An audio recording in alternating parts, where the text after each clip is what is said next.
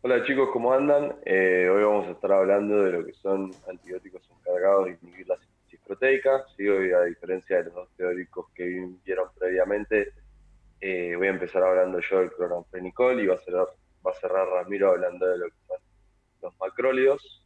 Como siempre, queremos agradecerle a la doctora Luciana por darnos el lugar y por prepararnos la clase para que nosotros pudiésemos hablarles sobre estos fármacos. Sin mucho más, vamos a empezar, ¿sí? Vamos a comenzar hablando del cloranfenicol, que es un antibiótico bacteriostático de amplio espectro, ¿sí?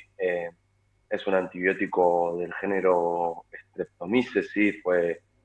Es originalmente natural, ¿sí? Aislado de una cepa de Streptomyces venezuelae.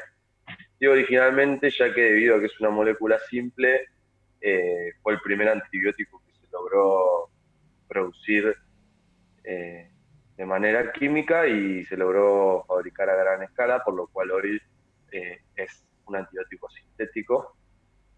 Era ampliamente utilizado en humanos, pero debido a la aparición de efectos adversos que pueden llegar a tener gran gravedad, que vamos a ver más adelante, quedó relegado como segunda o tercera línea de tratamiento. Bien. Vamos a empezar hablando del mecanismo de acción, sí, con este pequeño esquema que ven ahí. Dijimos que es un inhibidor de la síntesis proteica, pero ¿cómo es que hace esto? ¿Sí? Bien, el fármaco, para empezar, tiene una característica que es ser poco polar. Difunde fácilmente, ¿sí?, al interior de la bacteria por difusión facilitada. Y una vez en el interior de la bacteria, como verán ahí, se une al ribosoma 50S. ¿Sí?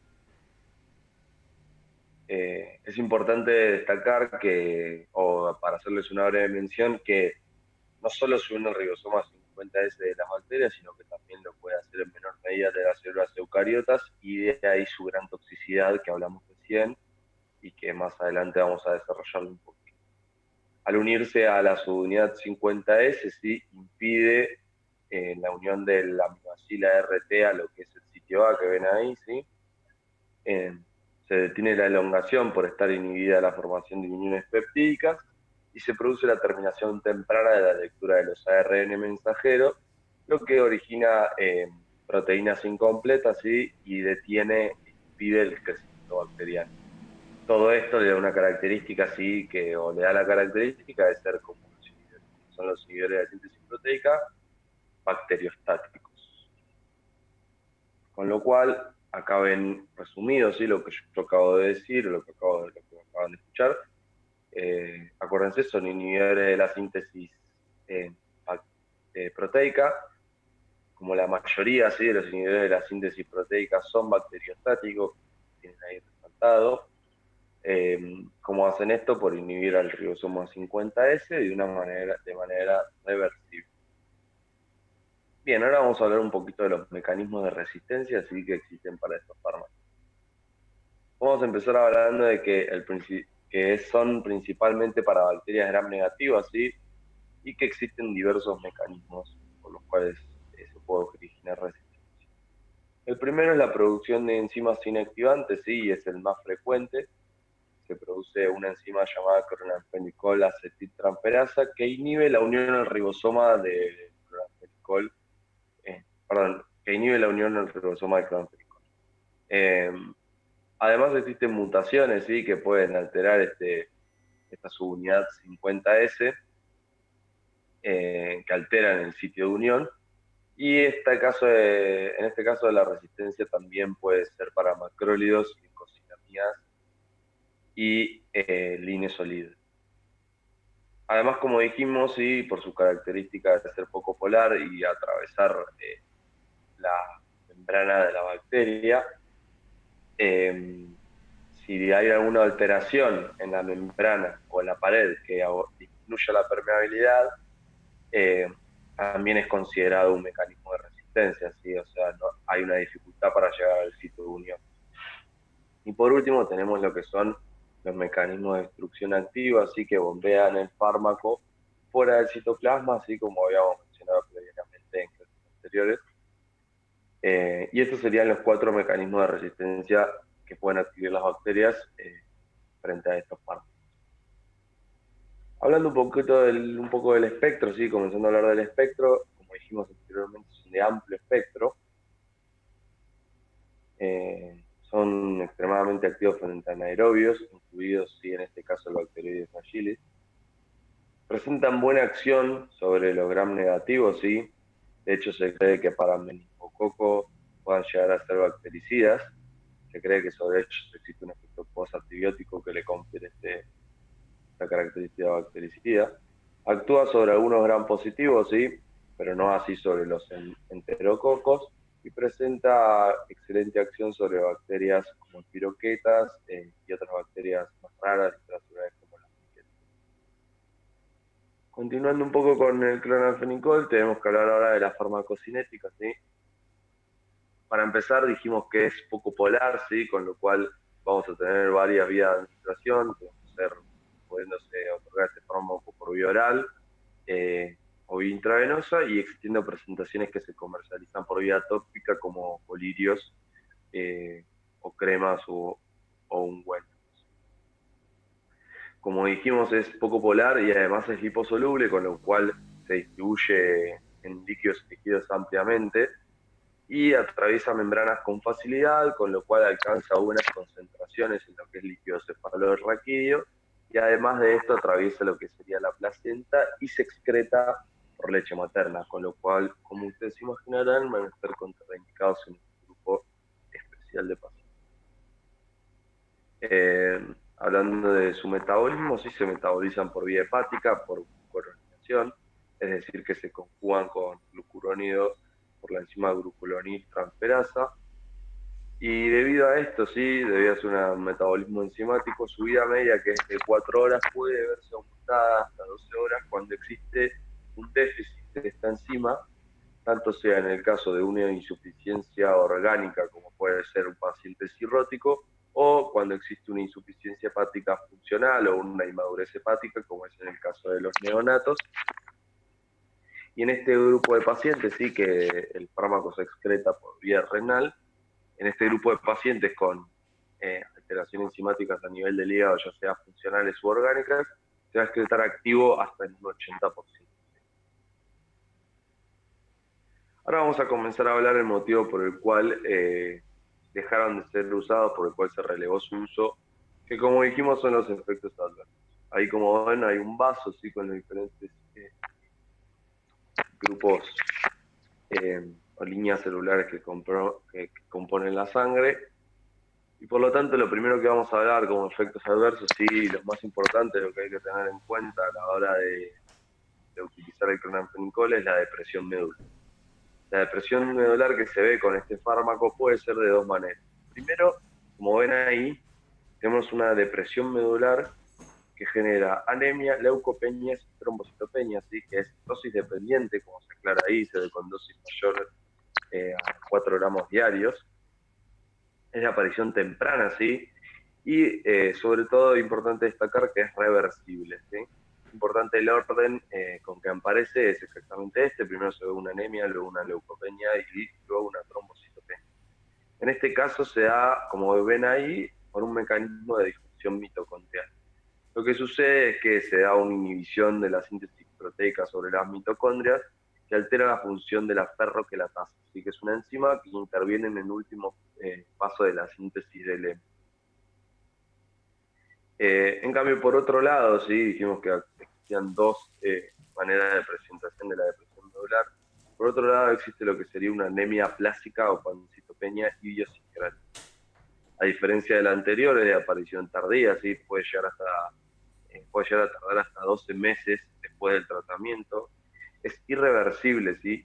Se caracteriza por presentar anemia, trastornos hemorragíparos y leucopenia.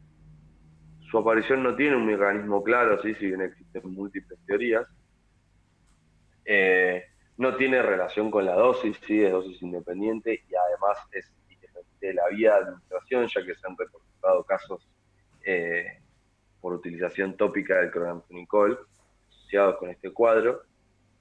Y por todo esto, además, previo a decirles el monitoreo, no me quería olvidar de decirles que a muchos de los pacientes que presentan, o un grupo de los pacientes que me presentó hipoplasia medular crónica luego de utilizar clonazepam, padecieron más tarde de leucemia mieloblástica aguda, ¿sí? Con lo cual es un efecto adverso, es un efecto adverso que hay que tener en cuenta por su gravedad. Y lo que les iba a decir por todo esto es que se recomiendan realizar monitoreos, ¿sí? Cuando utilizamos clonazepam y después de terminar su uso, regulares, ¿sí? De hasta 2 o 3 veces por semana, y en el caso de que estemos utilizando el fármaco, se recomienda suspender el tratamiento si los leucocitos disminuyen por debajo de 300. Previamente hablamos de lo que era la inmadurez hepática del neonato y que esto lo condicionaba así a tener una vida media, eh, de esto lo condicionaba que el fármaco en su cuerpo tenga una vida media mayor, sí, de hasta 12 horas, y esto lo que lleva es a lo que sería el síndrome gris del neonato, ¿sí? Como ven ahí, se produce por un déficit de la enzima, que ya hablamos anteriormente, se da por la inmadurez hepática, eh, se da por un aumento plasmático del cloranfenicol, sí, como dijimos, al aumentar la vida media, permanece más tiempo en el plasma, y tiene una repercusión orgánica, sí, que está caracterizada por cianosis, hipotensión, vómitos, letargia y la clásica coloración gris, de ahí su nombre, pero es un cuadro de gravedad, sí, ya que puede llegar a distrés respiratorio y shock. En la década de 1960, debido a que el uso del clonazepam era bastante extenso y todavía no se conocía su toxicidad, fue una auténtica epidemia, sí, y causó una elevada talla de fallecimientos en neonatal. Debido a todo esto, no deben ser utilizados en el último trimestre del embarazo, ¿sí? Tampoco deben ser utilizados durante el parto y durante el primer mes de vida, y tampoco se lo vamos a otorgar a una madre lactante, debido a que, como se acordarán, se excretan activos por leche materna. Por otro lado, y terminando con los efectos adversos, cabe mencionar lo que serían infecciones gastrointestinales que se dan tras la administración oral del fármaco, que son desde anorexia, náuseas, vómitos, diarrea, dolor y distensión abdominal, y nombrar los efectos neurológicos. ¿Sí? Los efectos neurológicos sí son relacionados con el tiempo de tratamiento y con la dosis recibida. Se caracterizan por una neuritis óptica, que sea por la atrofia celular de las células ganglionares de la retina, y eh, neuropatías periféricas, que después la más característica es la lesión del octavo par, que causa una disminución de la audición. Siempre que venimos hablando nosotros en los teóricos con Rami, vamos a hablar un poquito de lo que son las interacciones, ¿sí? En este caso, farmacodinámicamente, sí, con los fármacos que va a hablar ahora Rami, que son los macrólidos y las discosamidas, compiten por la unión al receptor, ¿sí? O sea, ambos, todos ellos actúan a nivel de la subunidad 50S del ribosoma bacteriano, con lo cual van a competir. Además, estos eliminan la flora desconjugante, con lo cual disminuyen la eficacia de los anticonceptivos orales y potencian la acción de los anticoagulantes orales. Pueden actuar además como inhibidores enzimáticos, aumentando la vida media de la fenitoína, los hipoglucemiantes orales y los anticoagulantes. ¿Cuáles son las contraindicaciones, sí, de usar clonazepam? Siempre la hipersensibilidad, sí, que hay que tenerla en cuenta. Como dijimos recién, no se va a utilizar durante el embarazo ni durante la lactancia, acuérdense principalmente el último trimestre del embarazo. Tampoco se va a utilizar en los neonatos, debido a lo que ya vimos, que es su inmadurez hepática, y tampoco se va a utilizar en pacientes que sufran insuficiencias hepáticas y o renales severas, debido tanto a su metabolismo como a su excreción, y en aquellos pacientes que tengan antecedentes o que sufran de displasia sanguínea.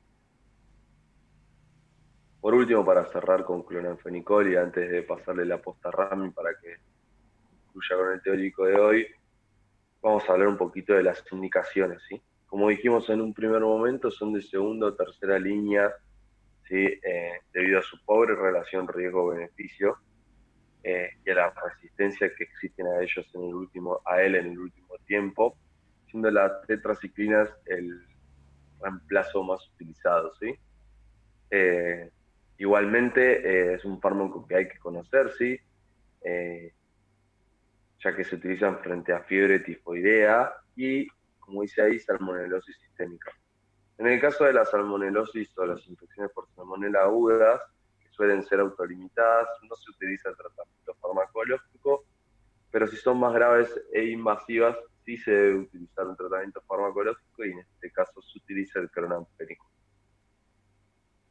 Debido a, como dijimos antes, sus características farmacocinéticas que le confieren una excelente llegada al líquido cefalorraquídeo y a su acción sobre las bacterias que causan meningitis, se utilizan en el caso sí que exista alergia o multiresistencia a otros fármacos o en el caso de que existan abscesos cerebrales.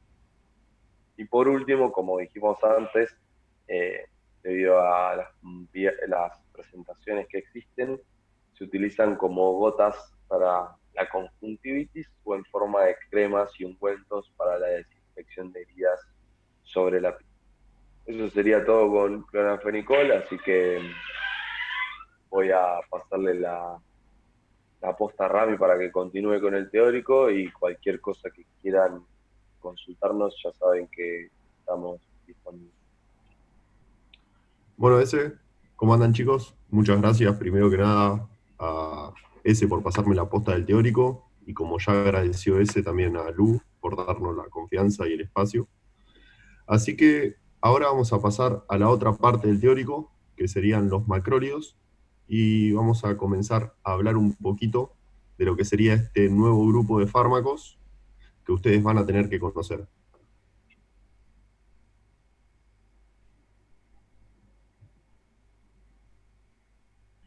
Bueno chicos, antes de presentarles este nuevo grupo de antibióticos, vamos a hablar un poquito de lo que sería la historia de cómo fueron descubiertos estos grupos de fármacos. Y bueno, ahí como dice la diapositiva, esto sucedió en 1952 y fue a partir de una bacteria, que esta bacteria era la Streptomyces erytheus, que fue de donde se obtuvo la eritromicina. La eritromicina es la droga patrón de los macrólidos, chicos, y eso es importante. Y por lo tanto, como se obtuvo de una bacteria, se lo considera un antibiótico natural. Después de la eritromicina, también se pudo aislar la espiramicina, que también se la van a clasificar dentro de los macrólidos naturales. Luego tenemos lo que serían los nuevos macrólidos, que se van a caracterizar por ser semisintéticos. Es decir, todos derivan de la espiromicina y dentro de este grupo de los semisintéticos tenemos la roxitromicina, la claritromicina y la acitromicina. Y la pregunta que nos deberíamos hacer todos es, ¿por qué se crearon este nuevo grupo de fármacos?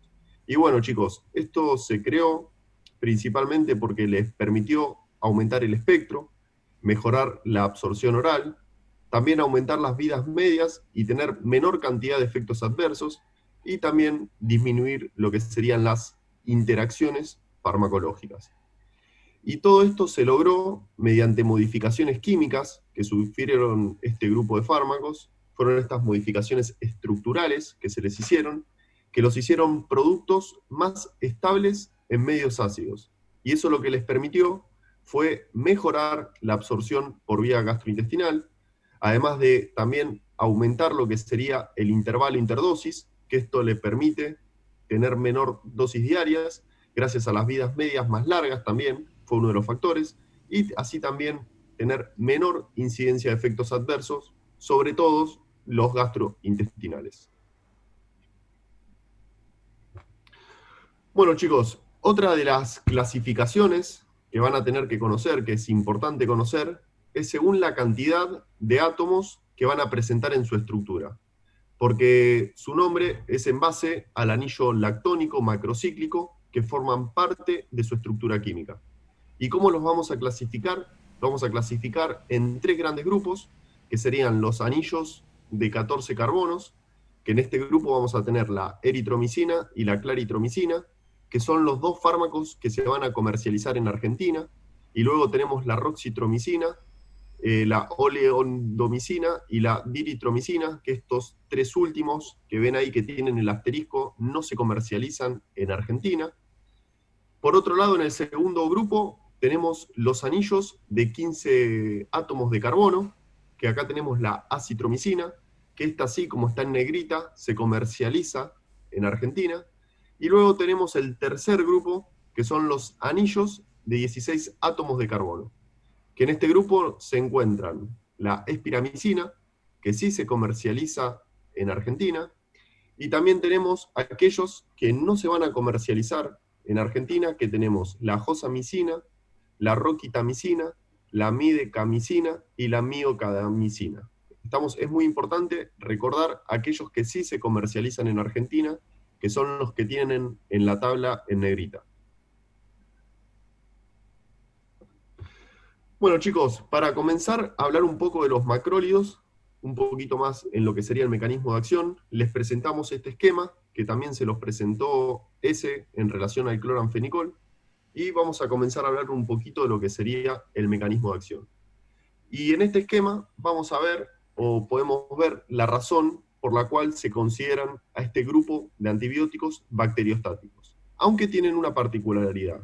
También este grupo de fármacos, hay algunos fármacos que pueden ser también tiempo dependientes y bactericidas. Y esto va a depender principalmente de la concentración del antibiótico en el lugar que va a actuar y cómo se va a acumular a nivel intracelular. También va a depender de lo que sería la especie bacteriana en el que va a actuar. ¿Por qué se debe esto? Principalmente porque se concentran 100 veces más en las bacterias gram positivas que en las bacterias gram negativas, debido a la permeabilidad que van a tener estas bacterias. Ahora en el esquema vamos a ver cómo los macrólidos actúan a nivel intracelular, se van a unir a lo que sería el sitio P de la subunidad 50S de los ribosomas bacterianos, lo que va a llevar a la inhibición de la translocación del aminoácido ARNT transferasa. También este grupo de antibióticos, vamos a decir que presentan efecto post-antibiótico, que es en parte el responsable del efecto bactericida que les nombré. Este efecto es de algunos macrólidos únicamente. Y como vamos a ver en un ratito nada más, en una de las diapositivas, también se consideran de amplio espectro. Bueno chicos, acá lo mismo que les presentamos de manera escrita, para que puedan entender cómo es el mecanismo de acción. Lo que les quiero resaltar es el lugar en donde actúan, que ya se los dije, y espero que lo hayan entendido. También otra de las cosas que les quiero resaltar es que generalmente son bacteriostáticos, pero pueden ser también bactericidas y tiempo dependientes, presentan efecto post-antibiótico, como les mencioné, y también son de amplio espectro. Bueno chicos, antes de hablar del espectro de estos fármacos, vamos a hablar un poquito de cómo es que ocurren estos mecanismos de resistencia al grupo de antibióticos que estamos hablando.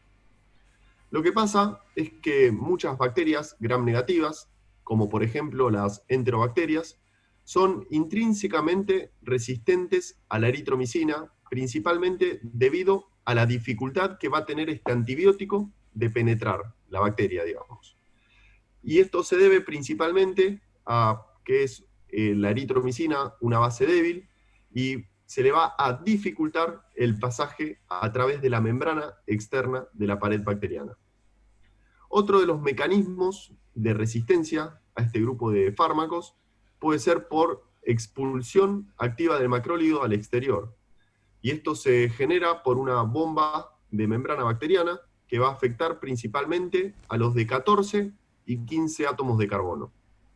También, otro de los mecanismos de resistencia pueden ser por esteriasas y fosfolirasas bacterianas, que esto se vio que en cepas de E. coli se identificó una esteriasa capaz de hidrolizar el anillo lactónico de los macrólidos de 14 átomos. Y eso le va a conferir una alta resistencia a este grupo de antibióticos.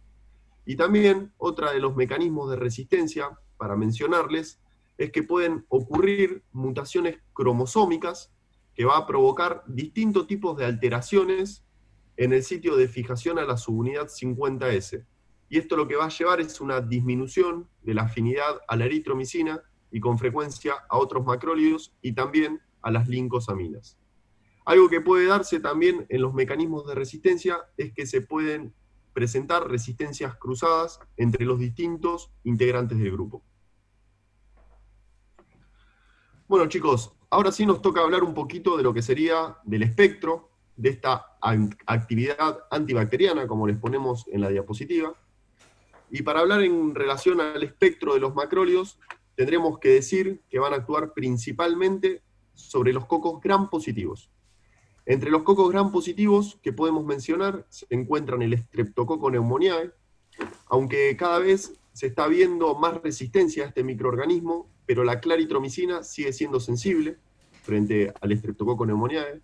También va a ser activo frente a Streptococcus pyogenes, contra Streptococcus galacteae, y también es activo dentro de los cocos gram positivos contra Staphylococcus aureus sensibles a la meticilina. También van a ser activos frente a algunos bacilos gram positivos, como lo es Listeria monocitogenes. Luego, por otra parte, también hablando del espectro, tenemos que hablar un poquito de lo que serían las bacterias gram negativas, que como les dije antes, van a presentar una resistencia particular, como les dije, pero hay algunas excepciones que van a ser sensibles a este grupo de antibióticos, es decir, a los macrólidos, ¿sí? Y entre estas bacterias gram negativas tenemos, o podemos nombrar, a Campylobacter jejuni, a Moraxella catarrhalis, a Haemophilus influenzae y Neisseria meningitidis. Particularmente los últimos dos microorganismos que le nombré, que es Haemophilus influenzae y Neisseria meningitidis, van a ser sensibles a la acitromicina. Algo importante a destacar es que este grupo de fármacos va a ser siempre de primera elección en infecciones por estas bacterias que les mencioné, en pacientes que van a ser alérgicos a las penicilinas, ¿sí? Es decir, van a ser de primera línea en aquellos pacientes que no se puedan utilizar las penicilinas por alergia a ellas. Otro punto importante a destacar es que ningún macrólido es activo sobre estafilococos resistentes a la meticilina, por eso les destaqué que eran sensibles a la meticilina antes, ni tampoco van a ser activos contra los enterococos, y tampoco van a ser activos contra las enterobacterias. Continuando un poco con lo que sería el espectro, como ven son varios los microorganismos que se van a tener que acordar, así que vamos a continuar con el espectro. Dentro de los macrólidos también van a ser sensibles, van a presentar una excelente acción a Helicobacter pylori, que este es un patógeno que se caracteriza por ser el responsable de muchas de las patologías gástricas. También van a ser activos contra Treponema pallidum y Rickettsia, y también contra bacterias intracelulares, como lo es Legionella pneumophilia. También tenemos clamidia, contra Mycoplasma pneumoniae y contra Ureoplasma urealyticum.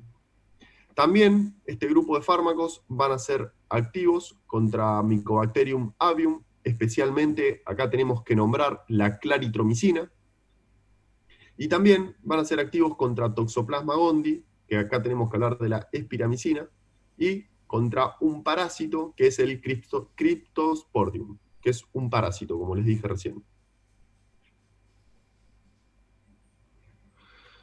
En relación a lo que sería la farmacocinética, la absorción de la claritromicina y de la acitromicina se caracteriza por ser casi el doble de la eritromicina. Y esto se debe principalmente a que, como les dije antes, la eritromicina es una base y esta se va a degradar de manera muy rápida en el estómago. Y acá tiene una característica que en relación a la administración se la puede asociar a una presentación, tiene una presentación con cubierta entérica que va a mejorar la absorción. En relación a la distribución de estos fármacos, la acitromicina es la que mejor penetra en el sistema nervioso central, es decir, llega al líquido cefalorraquídeo, y esto lo va a hacer siempre a través de la barrera hematoencefálica, pero principalmente con una característica, y es que las meninges deben estar inflamadas, no pasan con meninges normales. En relación a la espiramicina y la distribución, presentan buenas concentraciones en tejidos placentarios.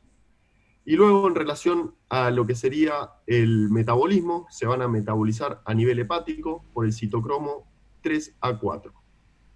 Luego, en un ratito, vamos a ver un poco de lo que serían las interacciones, tanto lo que serían las interacciones farmacocinéticas y farmacodinámicas, que son muy importantes, como les mencionó ese en el otro teórico, en la otra parte del teórico. Y otro de los puntos importantes a tener en cuenta en relación a la farmacocinética, y es que no se deben ajustar la dosis en pacientes que presenten insuficiencia renal. Y eso es una diferencia importante con otro grupo de fármacos, de los que ya vieron y de los que van a seguir viendo seguramente. Bueno, acá lo que estamos presentando es una tabla que va a comparar los distintos parámetros farmacocinéticos de los distintos fármacos que van a componer este grupo. Algunos de los parámetros que ustedes van a tener que conocer o que van a ser más distintivos, como por así decirlo, van a ser, por ejemplo, aquellos que se van a mostrar con el signo más, el signo positivo, como la eritromicina y la espiramicina, que son las drogas que se van a caracterizar por presentar la peor absorción por vía oral dentro de este grupo de fármacos.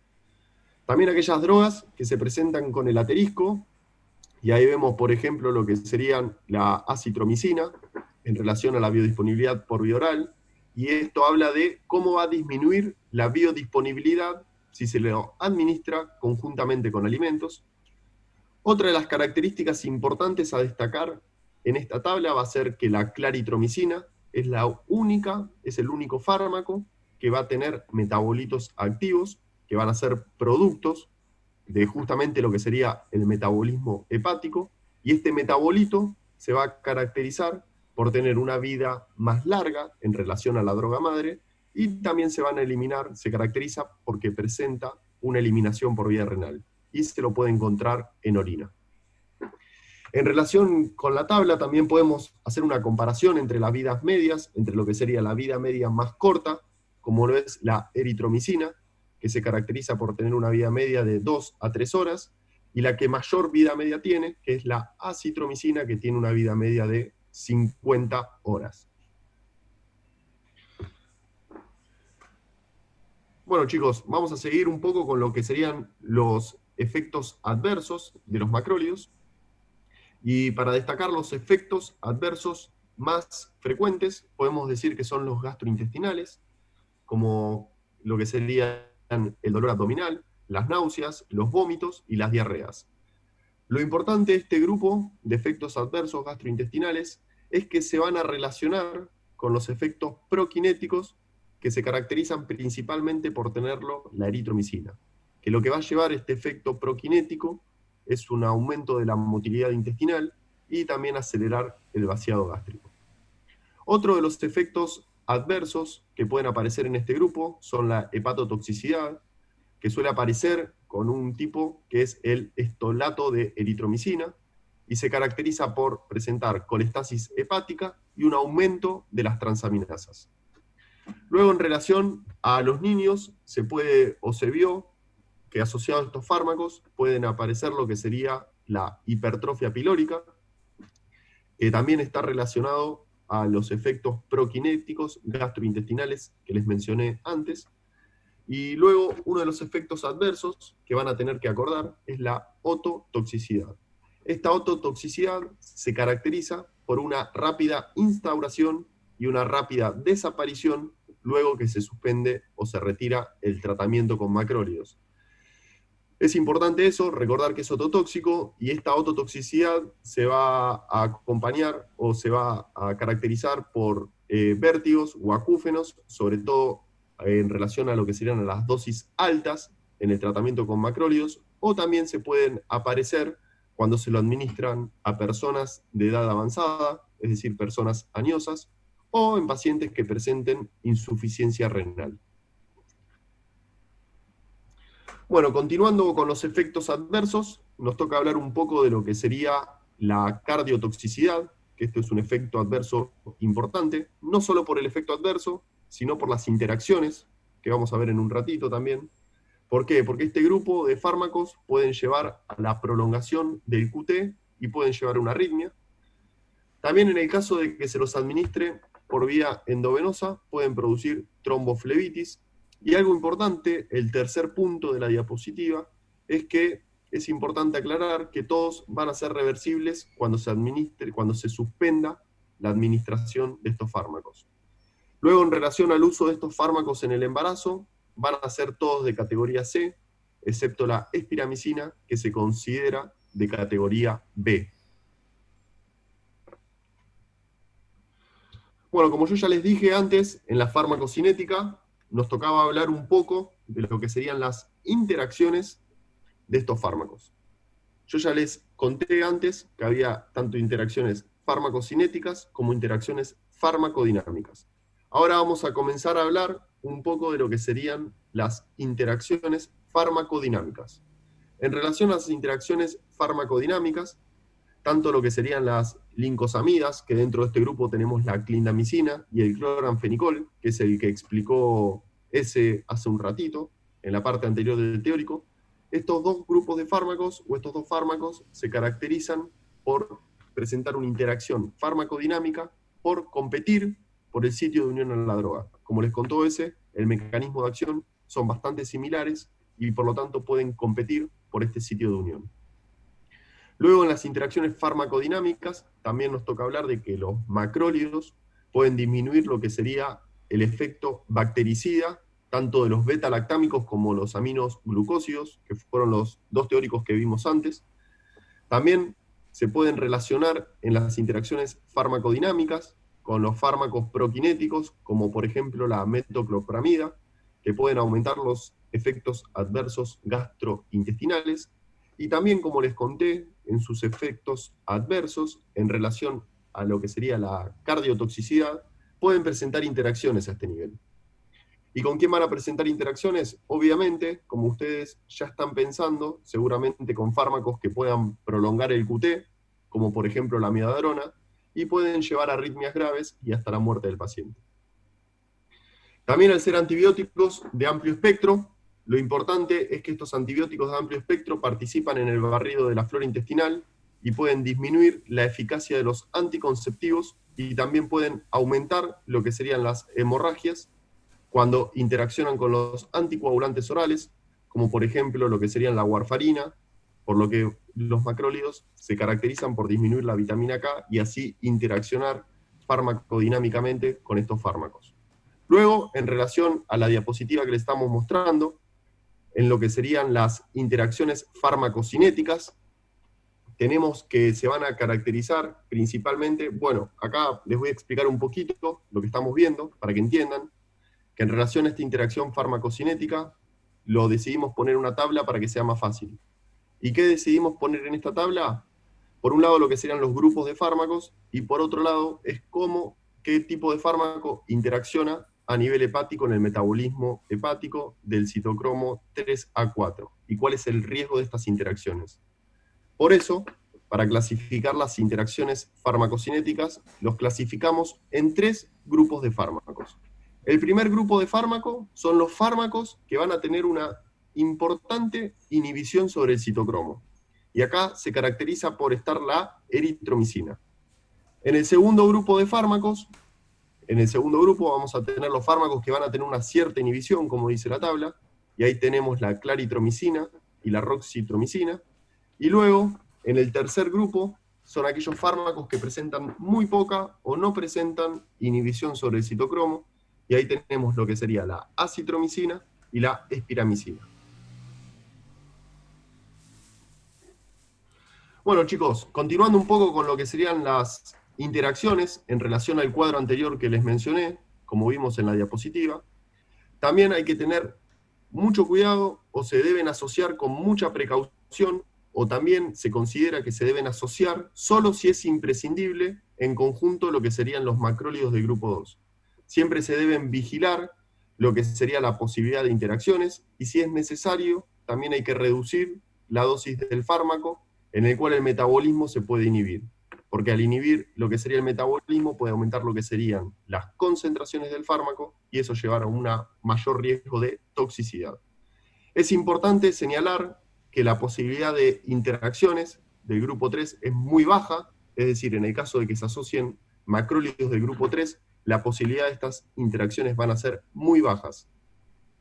En relación a las interacciones más importantes que pueden tener algún tipo de repercusión clínica, es cuando se van a administrar en conjunto los macrólidos con derivados ergotamínicos.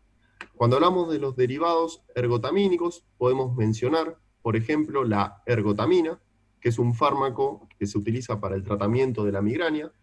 También cuando se lo asocian con benzodiazepinas, que son fármacos muy utilizados en la población general. También con las teofilinas, con la warfarina. Con las estatinas también hay que tener mucho cuidado, porque como vieron en el primer parcial, también van a ser fármacos ampliamente usados. Con la digoxina, también con los azoles, y con los antihistamínicos de segunda generación.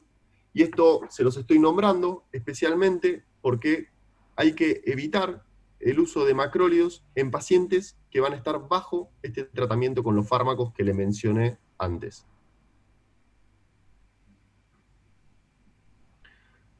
Bueno, chicos, como siempre debemos conocer lo que serían las contraindicaciones de este grupo de fármacos, y estos fármacos van a estar contraindicados siempre que exista lo que sería una hipersensibilidad franca. Estos fármacos no se van a poder utilizar. Por otro lado, si se ve afectado lo que sería el metabolismo, como en una insuficiencia hepática, como les mencioné en sus características farmacocinéticas, tampoco se van a poder utilizar en una insuficiencia hepática severa, que sería el punto 2 de la diapositiva, o también en el caso de pacientes que presenten arritmias ventriculares, van a estar restringidos el uso de estos fármacos. Ahora, si bien hablamos de lo que serían las contraindicaciones, tenemos que ver en quién vamos a utilizar este grupo de fármacos, es decir, en qué caso van a ser utilizados. Bueno, este grupo de fármacos van a ser la segunda línea de tratamiento en el caso de que el paciente sea alérgico a los beta-lactámicos para el tratamiento de distintas infecciones, como yo ya les dije antes. Estas infecciones pueden ser infecciones otorrinolaringológicas, infecciones respiratorias, también infecciones de piel y partes blandas por estreptococos y neumococos. Y van a ser de primera línea, principalmente en infecciones por lo que serían clamidias que afectan al tracto urinario y micoplasmas que van a afectar las vías respiratorias. Ahora ustedes se están preguntando por qué expliqué más lo que sería en relación a la primera y segunda línea, y esto hablamos primero de lo que serían la segunda línea de tratamiento, y es principalmente porque es para lo que se tiene mayor utilidad dentro de este grupo de antibióticos. Luego, por otro lado, en las indicaciones tenemos la acitromicina, que se utiliza para infecciones respiratorias por Haemophilus influenzae, así también como para meningitis por Neisseria. Por otro lado, también tenemos la claritromicina, que es de elección en pacientes con infecciones por Mycobacterium avium complex, y también es la más activa sobre la bacteria Helicobacter pylori, que yo les comenté, que era la responsable de las patologías gástricas. Por último, lo que sería la espiramicina, se utiliza para la toxoplasmosis congénita, con tratamiento durante el embarazo, como ya también les había comentado. También no queríamos dejar de comentarles, de forma muy breve, lo que sería la utilidad de los macrólidos como antiinflamatorios en las enfermedades respiratorias. Y esto toma gran importancia en este último tiempo, debido a que, como ustedes deben haber escuchado, la acitromicina se ha utilizado en el tratamiento de COVID en algunos pacientes. También tienen excelente acción sobre gérmenes intracelulares, que van a ser los causantes de las neumonías atípicas. Bueno, este cuadro, si bien se ve un poco chico, es un cuadro muy útil, porque es qué van a ser los macrólidos que tengan buena respuesta al tratamiento de enfermedades respiratorias inflamatorias crónicas. Como se puede ver en este cuadro, van a alterar distintas o ciertas características que van a ser de fundamental importancia en distintas enfermedades. ¿Y cómo va a hacer esto? A nivel respiratorio principalmente, porque van a generar una menor secreción de moco, con mayor elasticidad y movimiento ciliar, que eso va a favorecer a la patología de base. También van a disminuir la respuesta celular y la producción de citoquinas, fundamentales en los distintos procesos inflamatorios. También otro de los puntos es que van a disminuir la producción de las especies oxidativas de oxígeno, digamos, de estos reactivos del oxígeno, y también van a alterar las vías de señalización celular.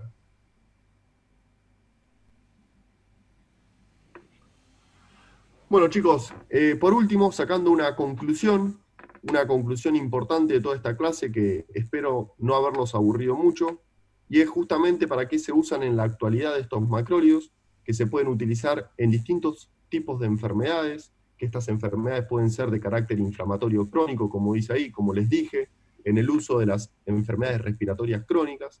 También se pueden utilizar en fibrosis quística, en patologías asmáticas, en personas que sufran de asma, que es una enfermedad muy frecuente, también en las bronquiectasias, entre otras enfermedades, y que se vio con los macrólidos, se observó que se había o que se obtenía una cierta mejoría clínica con el uso de estos fármacos cuando se relacionaban en distintas patologías con distintas infecciones.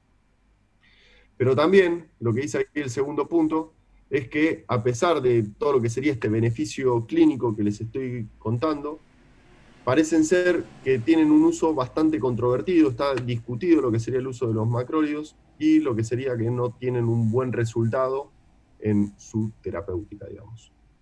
Bueno, chicos, espero que les haya gustado la clase, el teórico que le dimos con ese. Espero que les haya sido de utilidad y que hayan entendido. Cualquier duda, como ya les dijo él, nos pueden escribir o nos pueden preguntar lo que sea. En el caso que no se haya entendido, les agradecemos el tiempo por habernos escuchado y por estar acá presentes. Así que les mandamos un saludo muy grande de parte de Lu, de parte de ese y de parte mío. Y sigan con la materia que ya queda y ya falta un poco menos.